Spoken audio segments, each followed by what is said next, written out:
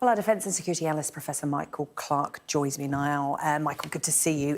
Let's talk about what's happening on the ground. And we're going to focus first on Bakhmut. Russia appears to be making gains around this city. Can you tell us what we know?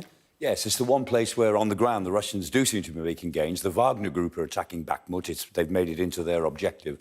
They've tried from the frontal assault from the east. They've tried from the north, and that was pretty disastrous. But they do now seem to be moving in from the south. They seem to have crossed the Bakhmutek River, and they're on the other side of the river. And there's a lot of fighting going on at Kurdia, Mivka, and Drivka. But even so, they're about 8 or 9 kilometres away from the outskirts of Bakhmut, and that's all open ground. So if they are going to attack from the south, and I'm sure that's what they will try to do, they've still got quite a lot of hard fighting ahead of them. But it does seem to be the case that they're having a bit more success at Bakhmut, but it is costing them dearly to do so. Is Bakhmut an isolated area of gains, then? Because, of course, a lot is concentrated around Kherson, the battle for that. How's Russia faring there? Everywhere else, they're digging in. And this is a really interesting map. This is done by the Institute for the Study of War, who are excellent, and this is a really good piece of research, using a lot of satellite data. They've logged where the Russians are digging in on the east side of the Dnieper River.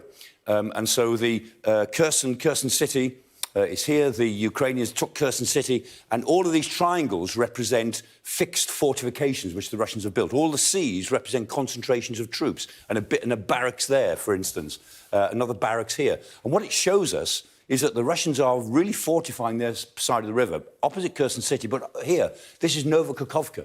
The Russians really seem to expect the Ukrainians to try to cross the Dnieper River, probably around Novokakhovka. The other thing that's interesting is that you see how they fortified all of their lines of communication.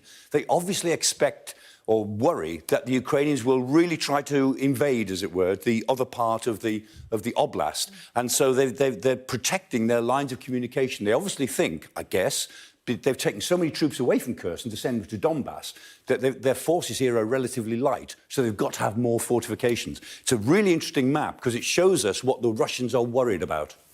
Yeah, very much so. We heard President Zelensky saying, look, you know, cold, dark days ahead, and this is only going to stop when Moscow runs out of missiles, but Ukraine are getting some of their own. Yes, the Americans are talking about this ground-launched, small-diameter bomb.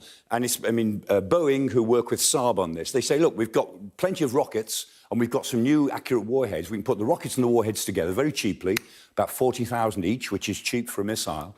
And we can have lots of them ready, lots of them, by spring next year. It's very similar to the Brimstone 2, which we have given, the British have given to the Ukrainians. It's the same sort of thing, a standard rocket with a different sort of warhead on.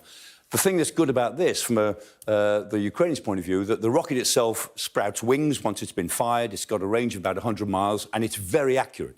So we all expect there to be a resumption of this war at a greater intensity after Christmas, or after the winter.